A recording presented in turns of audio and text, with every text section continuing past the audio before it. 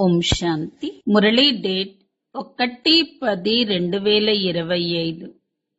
ఈరోజు బాబా చెప్తున్నాడు, రోజు రాత్రి పూట చార్ట్ చెక్ చేసుకోండి. రోజు చార్ట్ వ్రాయటం వల్ల నష్టం కలుగుతుందేమో అన్న భయం ఉంటుంది. స్వయాన్ని ఎప్పటికప్పుడు చెక్ చేసుకుంటూ ఉండాలి. బాబా రోజు పిల్లలకి స్మృతి గురించి యుక్తులు ఎన్నో చెప్తారు. భాగ్యవంతులైన పిల్లలకే టచ్ అవుతూ ఉంటుంది. భాగ్యవంతులు విన్నది వెంటనే ఆచరణ చేస్తారు. పిల్లలు కొద్ది సమయమైన ఏకాంతంలో తోటలో వెళ్ళి కూర్చోండి. బాబాతో మధురాతి మధురంగా మాట్లాడుతూ ఉండండి. మన చార్టు ఎప్పటికప్పుడు చెక్ చేసుకుంటూ వ్రాస్తూ ఉండాలి. అప్పుడే స్వ ఉన్నతి బాగా జరుగుతుంది. జ్ఞానం ద్వారా మనకి 3వ నేత్రం లభించింది. జ్ఞాన నేత్రాన్ని ధరించండి.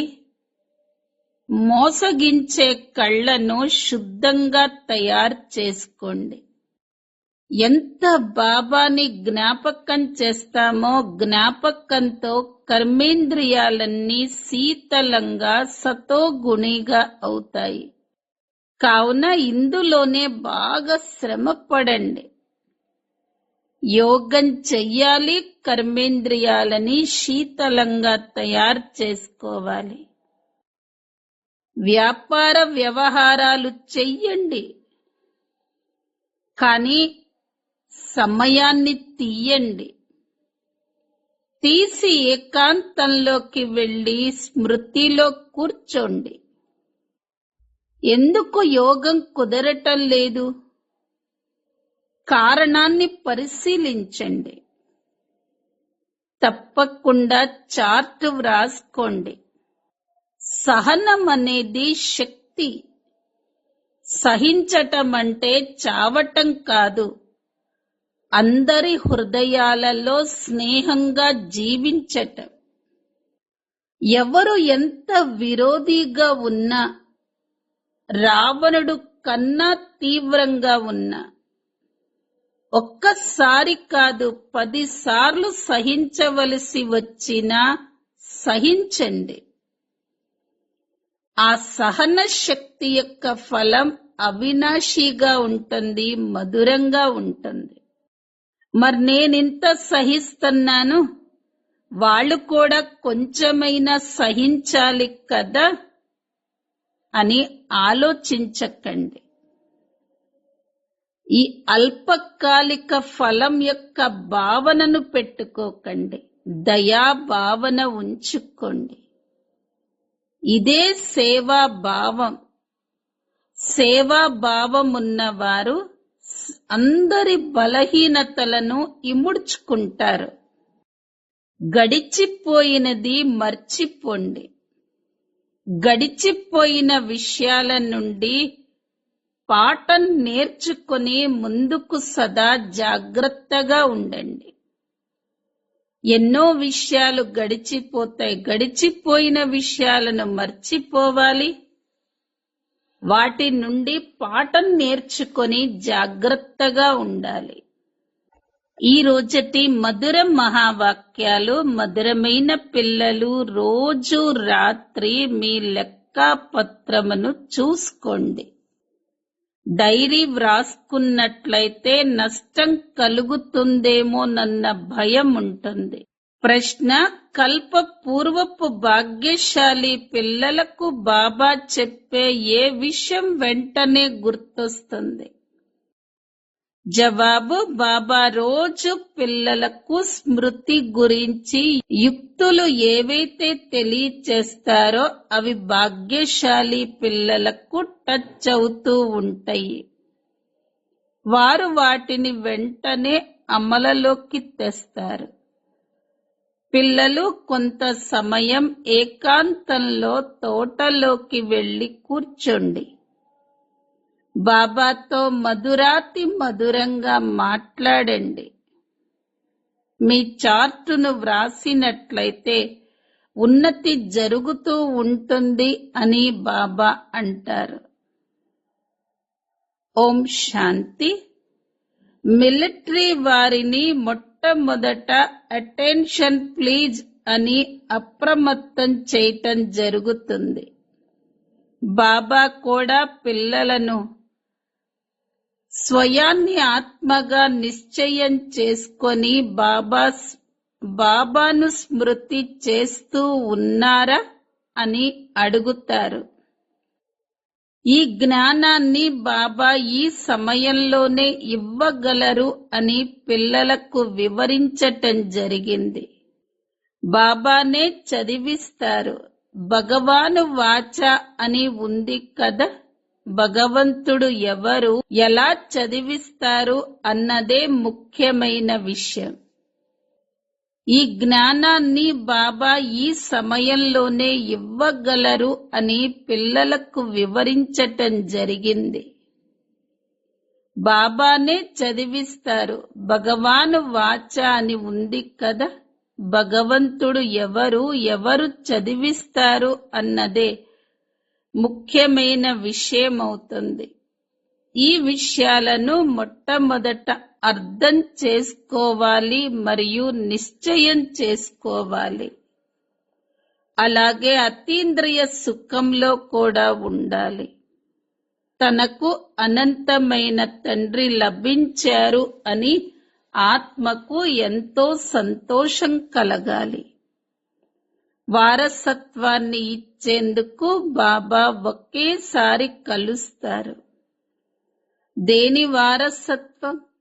విశ్వరాజ్య అధికారపు వారసత్వాన్ని 5000 సంవత్సరాల క్రితం వలె ఇస్తారు. ఇప్పుడు బాబా వచ్చి ఉన్నారు అన్నది పక్కాగా నిశ్చయంలో ఉండాలి. వారు మళ్ళీ సహజ రాజయోగాన్ని నేర్పిస్తారు. నేర్పించవలసి ఉంటుంది. పిల్లలకు నేర్పించకుండానే వారి నోటి నుండి అమ్మా నాన్న అన్న పదాలు వాటంతటవే వెలువడుతూ ఉంటాయి. ఎందుకంటే ఈ పదాలను వింటూ ఉంటారు. ఇక్కడ వీరు ఆత్మిక తండ్రి ఆత్మకు ఆంతరికమైన గుప్తమైన నశ ఉంటుంది. ఆత్మనే చదువుకోవాలి. పరంపిత పరమాత్మ జ్ఞాన సాగరుడు. వారేమీ చదవలేదు. వారిలో జ్ఞానం సదా ఉంటుంది. అది దేని జ్ఞానం? ఇది కూడా మీ ఆత్మ అర్థం చేసుకుంటుంది. బాబాలో మొత్తం సృష్టి ఆది మధ్య అంత జ్ఞానం ఉంది. ఏ విధంగా ఏక ధర్మ స్థాపన జరుగుతుందో మరియు అనేక ధర్మాల వినాశనం జరుగుతుందో ఇవన్నీ వారికి తెలుసు. కావుననే వారిని అన్నీ తెలిసిన వారు అని అంటారు. అన్నీ తెలిసిన వారు అన్న దానికి అర్థమేమిటి? ఇది ఎవ్వరికీ తెలియదు. మనుష్యులై ఉండి రచయిత మరియు రచన ఆది మధ్య అంత కాలములను పునరావృతం గురించి తెలుసుకోకపోతే వారిని ఏమనాలి అన్న ఈ స్లోగన్ని కూడా తప్పకుండా వ్రాయాలి అని బాబా ఇప్పుడు పిల్లలైన మీకు తెలియచేశారు. ఈ పునరావృతం అన్న పదం కూడా తప్పకుండా ఉండాలి. కరెక్షన్ అయితే జరుగుతూ ఉంటుంది కదా. గీతా భగవంతుడు ఎవరు అన్న ఈ చిత్రం చాలా ఫస్ట్ క్లాస్ అయినది. మొత్తం ప్రపంచంలో ఇది అన్నింటికన్నా పెద్ద పొరపాటు. పరంపిత పరమాత్మను తెలుసుకోని కారణంగా అందరూ భగవంతుని రూపాలే అని అనేస్తారు. నీవు ఎవరి కొడుకువి అని చిన్న పిల్లవాడిని అడిగితే ఫలానా వారి కొడుకును అని అంటారు. మళ్ళీ అతడిని నీ తండ్రి ఎవరి కొడుకు అని అడిగినట్లయితే ఫలానా వారి కొడుకు అంటాడు. అలా అడుగుతూ పోతే చివరికి విసుగు చెంది నా కొడుకు అని అనేస్తారు. అలాగే వీరికి కూడా భగవంతుడి గురించి తెలియని కారణంగా ఇక చివరికి నేనే భగవంతుణ్ణి అని అనేస్తారు. ఎంతో పూజ చేస్తూ ఉంటారు, కానీ అర్థం చేసుకోరు. బ్రహ్మరాత్రి అని కూడా గాయనం చెయ్యబడింది. తప్పకుండా బ్రాహ్మణీల రాత్రి కూడా ఉంటుంది కదా. ఇవన్నీ ధారణ చెయ్యవలసిన విషయాలు. ఎవరైతే యోగంలో ఉంటారో వారికే ఈ విషయాలు ధారణ అవుతాయి. స్మృతినే శక్తి అని అంటారు. జ్ఞానం సంపాదనకు ఆధారం. స్మృతి ద్వారా శక్తి లభిస్తుంది. దాని ద్వారా వికర్మలు వినాశనం అవుతాయి. మీరు మీ బుద్ధి యోగాన్ని బాబాతో జోడించాలి. ఈ జ్ఞానాన్ని బాబా ఇప్పుడే ఇస్తారు. ఇది మళ్ళీ ఇంకెప్పుడూ లభించదు. దీనిని బాబా తప్ప ఇంకా ఎవరూ ఇవ్వలేరు. మిగిలినవన్నీ భక్తి మార్గపు శాస్త్రాలు, కర్మకాండపు కథలు. వాటిని జ్ఞానము అని అనరు. ఆధ్యాత్మిక జ్ఞానం ఒక్క బాబా దగ్గరే ఉంది, మరియు వారు దానిని బ్రాహ్మణులకే ఇస్తారు. ఇంకా ఎవరి వద్ద ఆధ్యాత్మిక జ్ఞానం ఉండదు. ప్రపంచంలో ఎన్నో ధర్మాలు మతాలు ఉన్నాయి. ఎన్ని మతాలున్నా అర్థం చేయించటంలో పిల్లలకు ఎంత కష్టమవుతుంది. ఎన్నో తుఫాన్లు వస్తూ ఉంటాయి.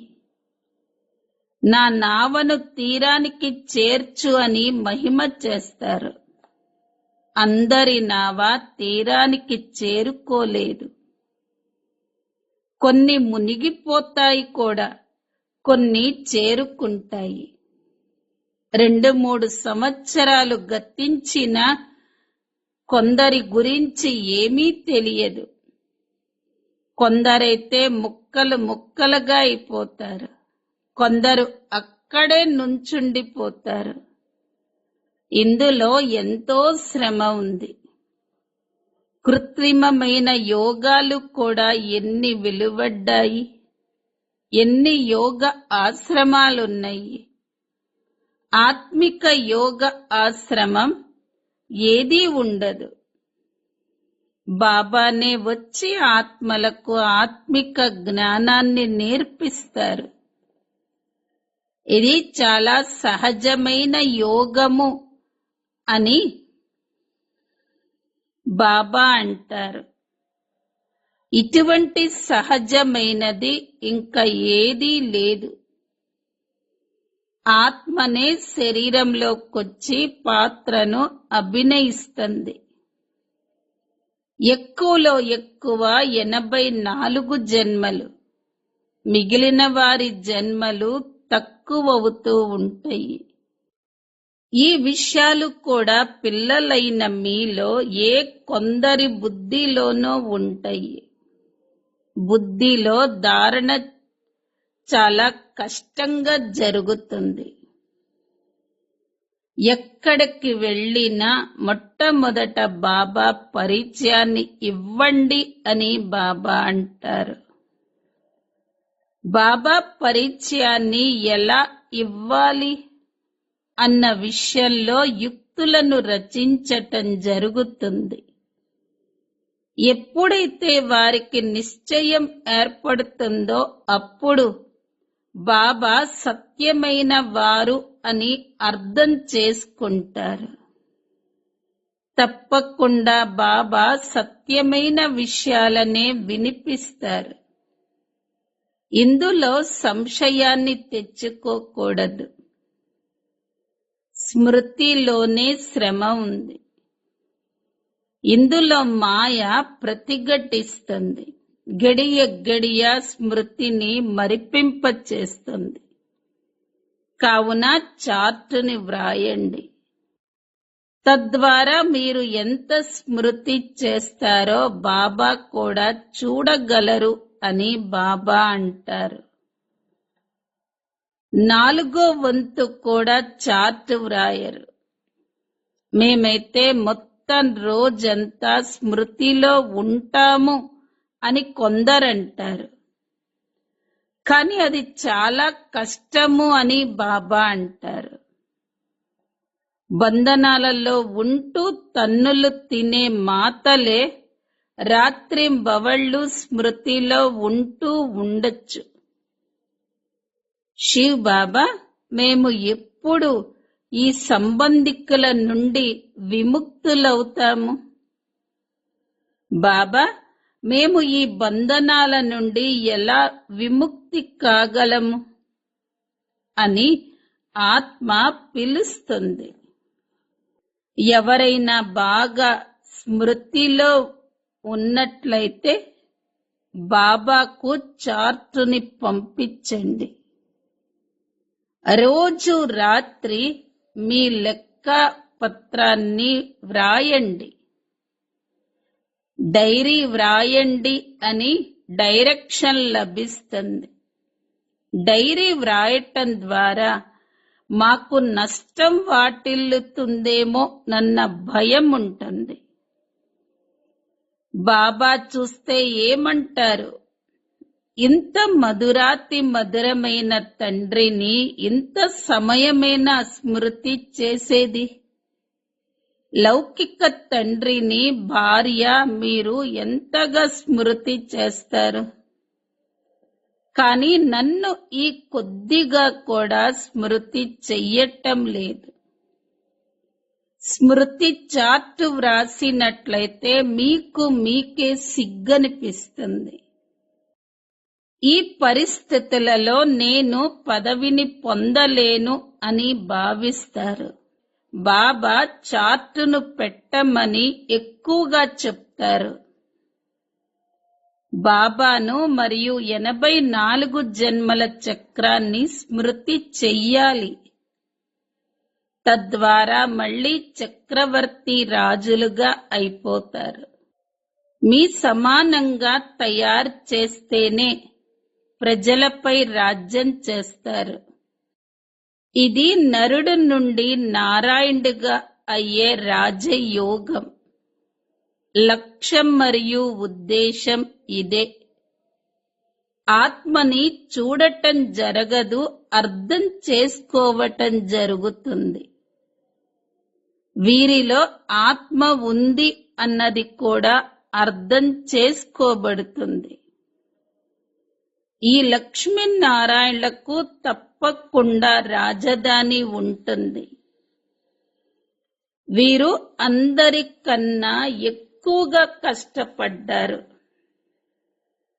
అప్పుడే స్కాలర్షిప్ ని పొందుతారు. తప్పకుండా వీరికి ఎంతో మంది ప్రజలు ఉంటారు.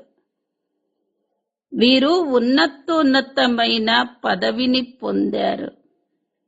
తప్పకుండా ఎంతో యోగాన్ని జోడించారు. కావున పాస్ వితానర్గా అయ్యారు. మా యోగం ఎందుకు జోడింపబడటం లేదు అన్న కారణాన్ని కూడా కనుక్కోవాలి. వ్యాపార వ్యవహారాల జంజాటంలోకి బుద్ధి ఎంతగానో వెళ్ళిపోతుంది. అందులో నుండి కొంత సమయాన్ని తీసి ఇటువైపు ఎక్కువ ధ్యాసనివ్వాలి. కొంత సమయము కేటాయించి తోటలో ఏకాంతంలో కూర్చోండి. స్త్రీలైతే వెళ్ళలేరు. వారు ఇళ్లను సంభాళించవలసి ఉంటుంది. పురుషులకు సహజం. కల్పపూర్వం భాగ్యశాలులెవరైతే ఉంటారో వారికే ఇది గుర్తొస్తుంది. చదువైతే చాలా మంచిది. ఇక ప్రతి ఒక్కరి బుద్ధి వారి వారిది. ఎలాగైతే సరే తండ్రి నుండి వారసత్వాన్ని తీసుకోవాలి. బాబా అన్ని డైరెక్షన్లు ఇస్తారు, కానీ చెయ్యవలసింది పిల్లలే. బాబా అందరికీ కలిపి డైరెక్షన్ ఇస్తారు. అలాగే ఎవరైనా వ్యక్తిగతంగా వచ్చి అడిగినా సలహాను ఇవ్వగలరు. తీర్థయాత్రలకు వెళ్ళినప్పుడు పెద్ద పెద్ద పర్వతాల వద్దకు వెళతారు. దారిలో మార్గదర్శకులు జాగ్రత్తలు చెప్తూ ఉంటారు.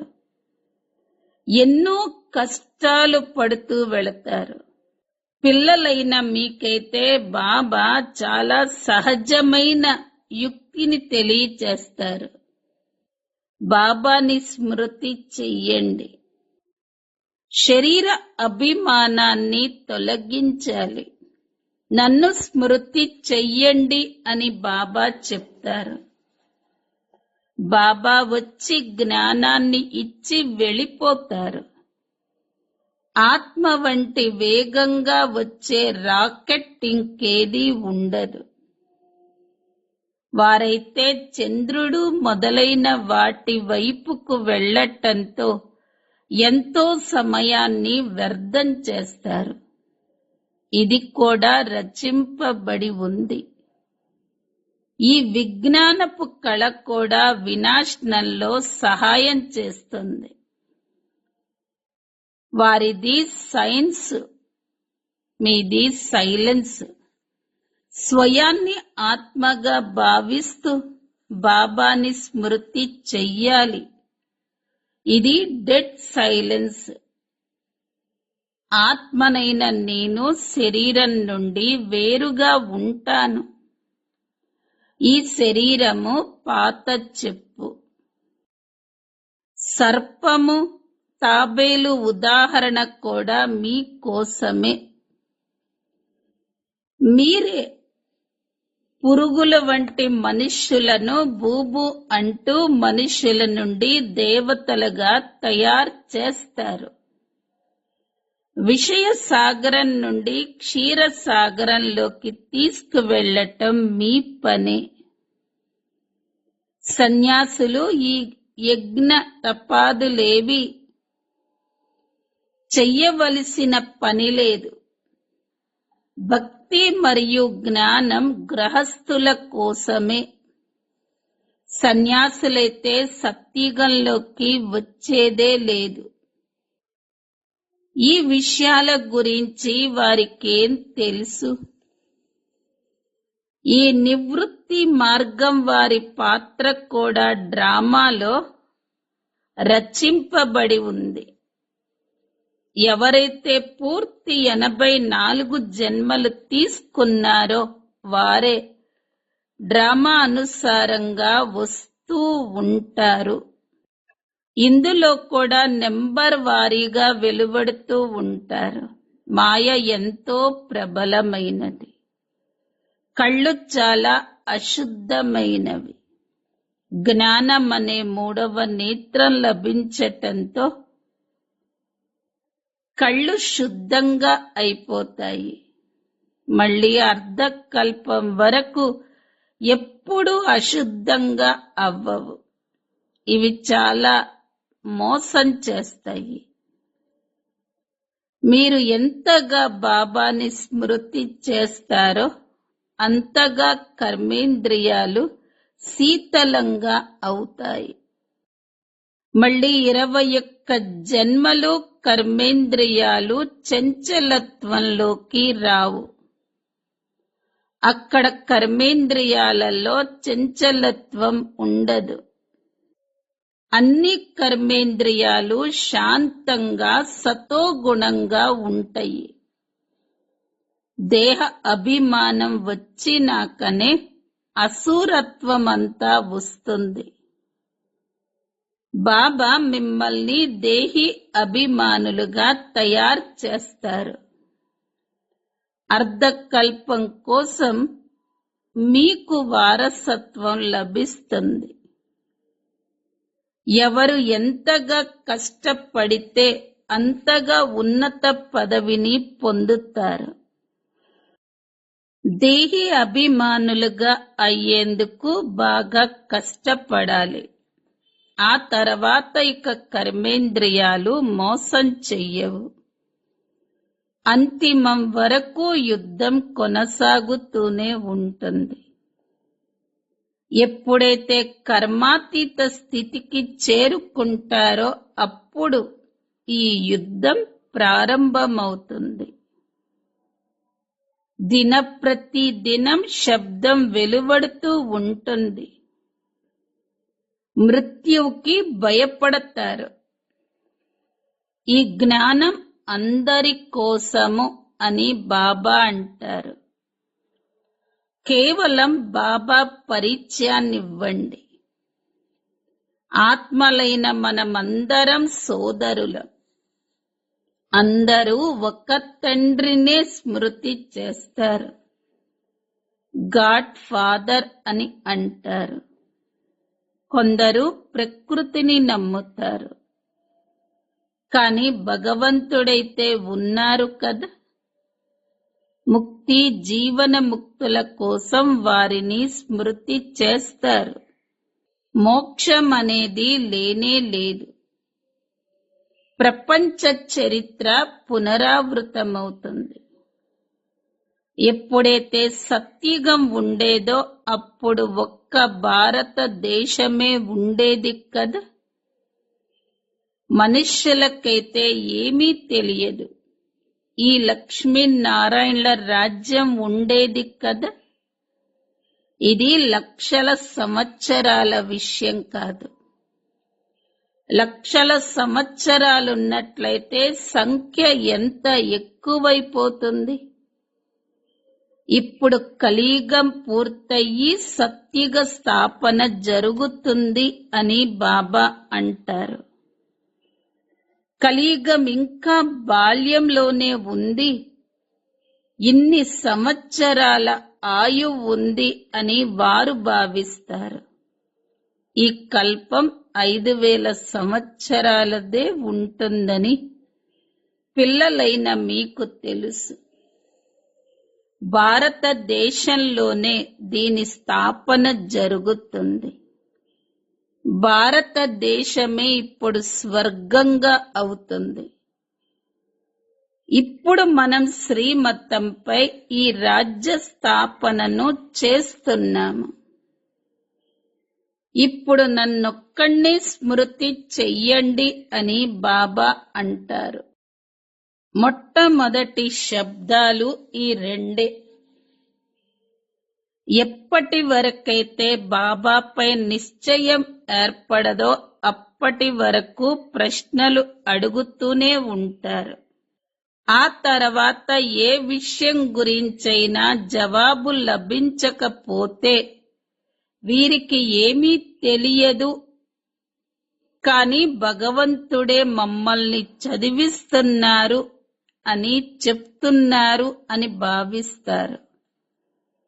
కావున మొట్టమొదట ఒక్క బాబా విషయంపైనే నిలబడండి. మొట్టమొదట సర్వాత్మలకు తండ్రి ఒక్కరే మరియు వారే రచయిత అని తండ్రిపై నిశ్చయం ఏర్పడాలి.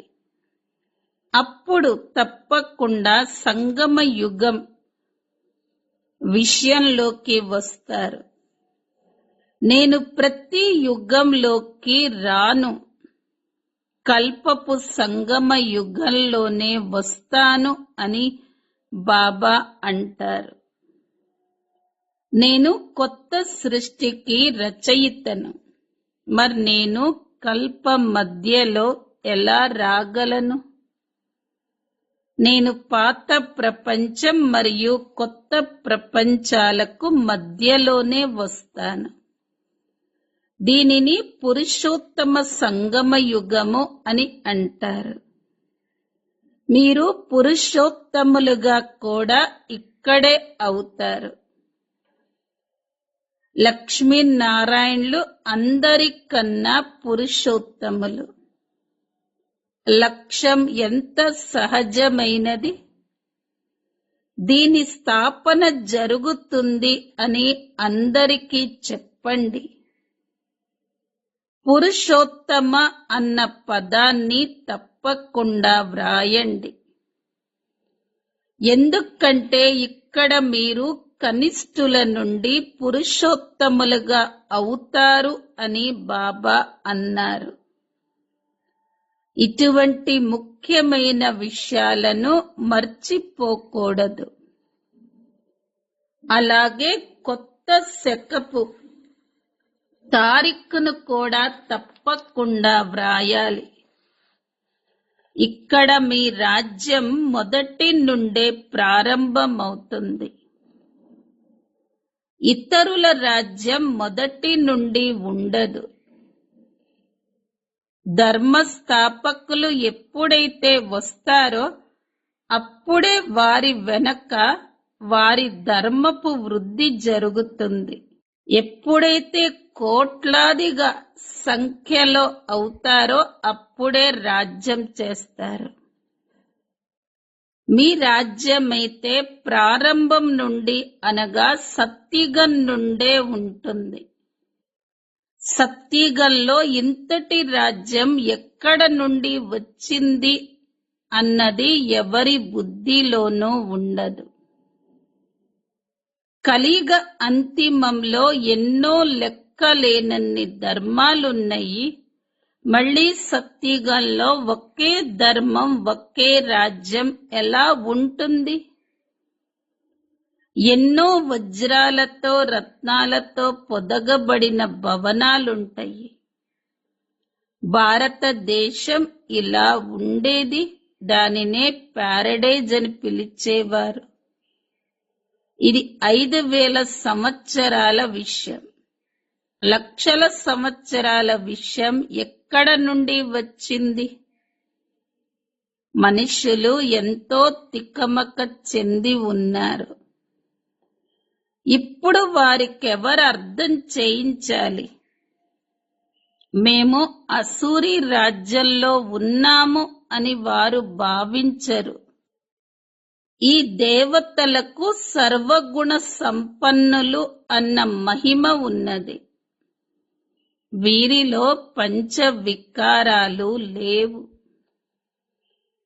ఎందుకంటే వీరు దేహీ అభిమానులుగా ఉన్నారు. కావున ముఖ్యమైన విషయం స్మృతే అని బాబా అంటారు. 84 జన్మలు తీసుకుంటూ మీరు పతితులుగా అయ్యారు. ఇప్పుడు మళ్ళీ పావనంగా అవ్వాలి. ఇది డ్రామా చక్రం. మధురాతి మధురమైన ఆత్మిక పిల్లలకు మాతా పిత బాప్ దాదాల ప్రియ స్మృతులు మరియు గుడ్ మార్నింగ్. ఆత్మిక పిల్లలకు ఆత్మిక తండ్రి నమస్తే. ఆత్మిక పిల్లలవి ఆత్మిక తల్లి తండ్రులకు ప్రియ స్మృతులు, గుడ్ మార్నింగ్ మరియు నమస్తే. ధారణ కొరకు ముఖ్య సారం. మొదటి పాయింట్, జ్ఞానం ద్వారా 3వ నేత్రాన్ని ధారణ చేసి మీ మోసగించే కళ్ళను శుద్ధంగా తయారు చేసుకోవాలి. స్మృతి ద్వారానే కర్మేంద్రియాలు శీతలంగా సతోగుణిగా అవుతాయి. కావున ఇందులోనే కష్టపడాలి. రెండో పాయింట్, వ్యాపార వ్యవహారాల నుండి సమయాన్ని కేటాయించి ఏకాంతంలోకి వెళ్ళి స్మృతిలో కూర్చోవాలి. మా యోగం ఎందుకు జోడింపబడటం లేదు అని కారణాన్ని పరిశీలించాలి. మీ చార్టును తప్పకుండా వ్రాయాలి. వరదానం: సహన శక్తి ద్వారా అవినాశి మరియు మధురమైన ఫలాన్ని ప్రాప్తించుకునే సర్వుల స్నేహి భవ. సహించటం అంటే మరణించటం కాదు, అందరి హృదయాలలో స్నేహంతో జీవించటం. ఎటువంటి విరోధులైనా రావణుడి కన్నా తీవ్రంగా ఉన్నా ఒక్కసారి కాదు 10 సార్లు సహించవలసి వచ్చినా సహన శక్తి యొక్క ఫలం అవినాశిగా మరియు మధురంగా ఉంటుంది. కేవలం నేనింత సహిస్తున్నాను, మరి వారు కూడా ఎంతో కొంత చెయ్యాలి కదా అని అల్పకాలికమైన ఫలం యొక్క భావనను ఉంచకండి. దయా భావన ఉంచుకోండి. ఇదే సేవా భావం. సేవా భావమున్నవారు సర్వుల బలహీనతలను ఇముడ్చుకుంటారు, వారిని ఎదుర్కోరు. స్లోగన్: ఏదైతే గతించిపోయిందో దానిని మర్చిపోండి. గడిచిపోయిన విషయాల నుండి పాఠం నేర్చుకొని ముందుకు సదా జాగ్రత్తగా ఉండండి. అవ్యక్త ప్రేరణ పాయింట్: స్వయం కోసం మరియు సర్వుల కోసం మనస్సు ద్వారా యోగ శక్తులను ప్రయోగించండి. ఈ నెలంతా మనం చేసేది ఇదే సాధన. యోగాన్ని ప్రయోగించాలి. బాబ్దాదాకు ఎలా అయితే దయ కలుగుతుందో అలా పిల్లలు కూడా మాస్టర్ దయార్థ హృదయులుగా అయ్యి తమ మనసా వృత్తితో వాతావరణం ద్వారా బాబా ద్వారా లభించిన శక్తులను ఆత్మలకు ఇవ్వండి. కొద్ది సమయంలోనే మొత్తం విశ్వం యొక్క సేవను సంపన్నం చెయ్యాలి. తర్వాత తత్వాల సహితంగా అందరినీ పావనంగా చెయ్యాలంటే మనస్సు ద్వారా తీవ్ర గతితో సేవ చెయ్యండి. యోగ శక్తులను ప్రయోగించండి. ఓం శాంతి.